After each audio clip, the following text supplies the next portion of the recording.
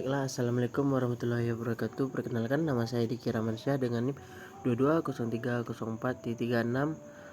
Baiklah, di sini saya akan menjelaskan materi saya. Yang pertama, pengembangan SDM, perencanaan SDM, dan rekrutmen. Yang pertama yaitu saya akan membahas tentang pengembangan SDM. Baiklah, yang pertama yaitu yang disebut dengan SDM, sumber daya manusia. Disingkat dengan SDM adalah salah satu yang sangat penting bahkan tidak dapat dilepas dari sebuah organisasi, baik institusi maupun perusahaan. Sumber daya manusia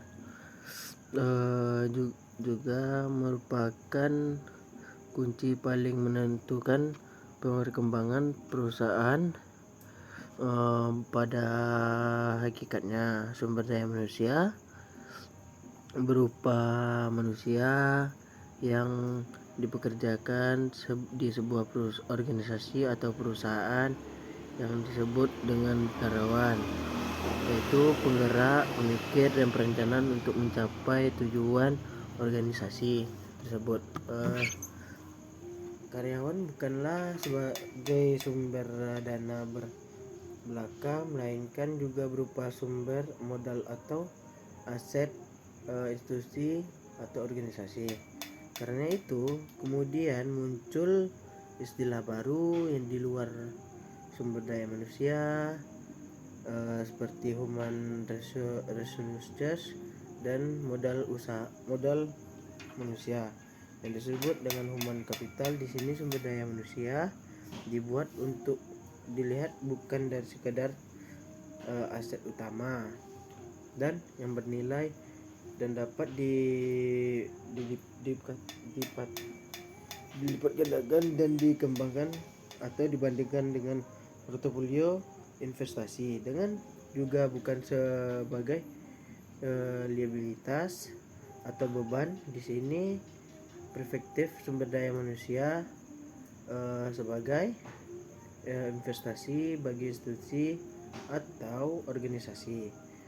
Lebih baik mengemukakan atau mengumpulkan. Pengertian sumber daya manusia dapat dibagi menjadi dua, yaitu pengembangan mikro dan pengertian makro.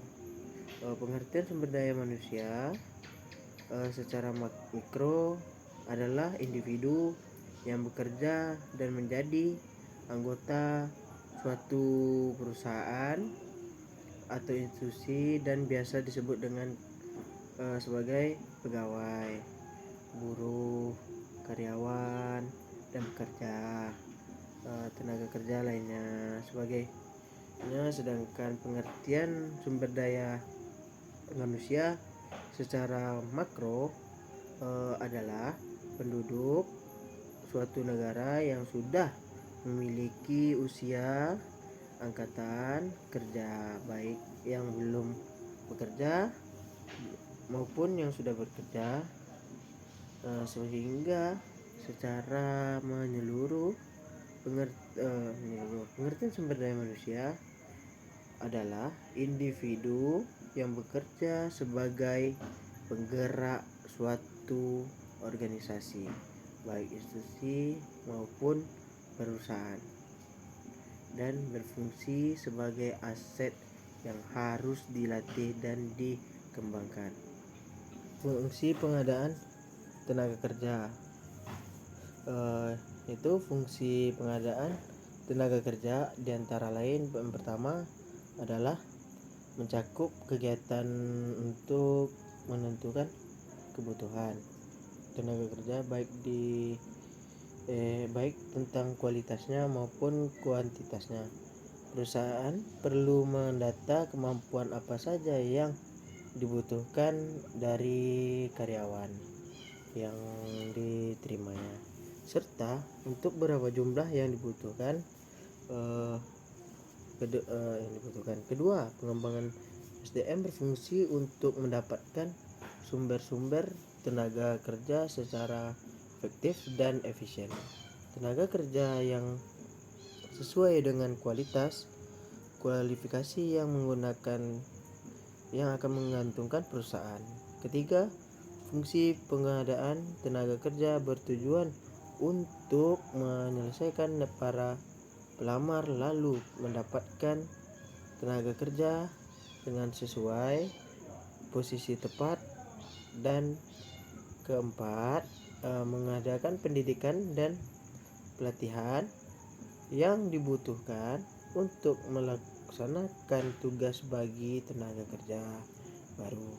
Yang kedua, fungsi pemeliharaan tenaga kerja, yaitu yang pertama, fungsi memelihara tenaga kerja mencakup pelaksanaan program-program ekonomis maupun non ekonomis yang diharapkan maupun mampu memberi ketentraman bagi pekerja, sehingga para pekerja dapat dengan tenang bekerja dan berkonsentrasi.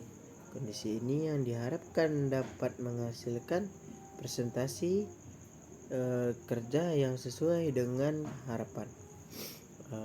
Yang ketiga, fungsi pemutusan kinerja atau pemutusan kerja. Pengembangan SDM juga berfungsi untuk memutuskan atau mengakhiri hubungan kerja atau yang dikenal dengan pemutusan hubungan kerja yang disebut dengan PHK terhadap karyawan yang ternyata tidak bisa mengikuti aturan yang ada di perusahaan. Pengembangan SDM jelas dibutuhkan oleh perusahaan-perusahaan atau organisasi. Baiklah, yang ketiga, rekrutmen. Rekrutmen ini merupakan kenyataan bahwa dalam suatu organisasi terbuka kemungkinan untuk terjadinya sebagai lowongan dengan aneka ragam penyebab, misalnya karena perluasan kegiatan atau organisasi yang tercipta, pekerjaan dengan kegiatan yang baru yang belum sebelumnya tidak dapat dilakukan oleh para pekerja dalam organisasi. Lowongan pekerjaan juga timbul karena adanya pekerja yang berhenti dan pindah ke organisasi lainnya. Mungkin pula lowongan terjadi karena adanya pekerja yang diberhentikan, baik dengan hormat atau maupun tidak hormat. Dengan hormat karena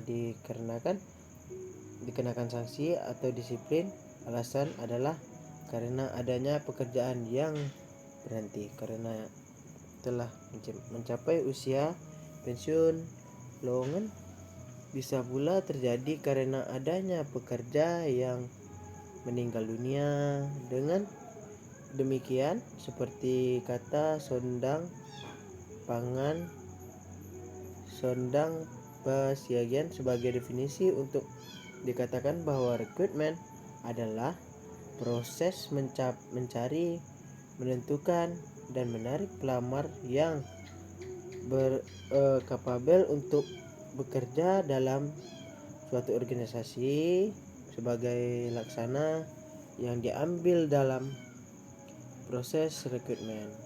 Pada dasarnya merupakan salah satu tugas pokok para tenaga kerja spesialis yang berkarya dalam suatu organisasi yang mengelola sumber daya manusia.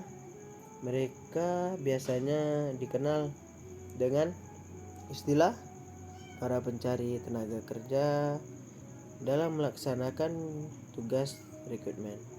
Para pencari tenaga kerja mendasarkan kegiatan pada perencanaan sumber daya manusia yang telah terjadi ditentukan para sebelumnya bahwa kegiatan rekrutmen tidak bisa harus berdasarkan pada perencanaan sumber daya manusia karena dalam rencana tersebut telah ditetapkan sebagai persyaratan yang harus dipenuhi oleh orang-orang yang ingin bekerja dalam organisasi yang bersangkutan, juga sejalan dengan prinsip-prinsip rekrutmen. Menurut Rifai, manajemen sumber daya manusia untuk perusahaan dan teori ke praktik adalah sebagai mutu karyawan yang akan direkrutmen harus sesuai dengan kebutuhan yang diperlukan, jumlah karyawan yang diperlukan harus sesuai dengan job yang disediakan, biaya yang diperlukan diminimalkan, perencanaan dalam keputusan strategis tentang perekrutmen, pertimbangan hukum. Dengan demikian, tujuan utama proses rekrutmen ialah tersedianya tenaga kerja yang memenuhi persyaratan kualitatif dan kualitatif untuk menyelenggarakan sebagai kegiatan yang menjadi tanggung jawab fungsional suatu instalasi atau organisasi dalam rangka pencapaian tujuan berbagai saran yang telah ditetapkan. Sekian dari saya. Wassalamualaikum warahmatullahi wabarakatuh.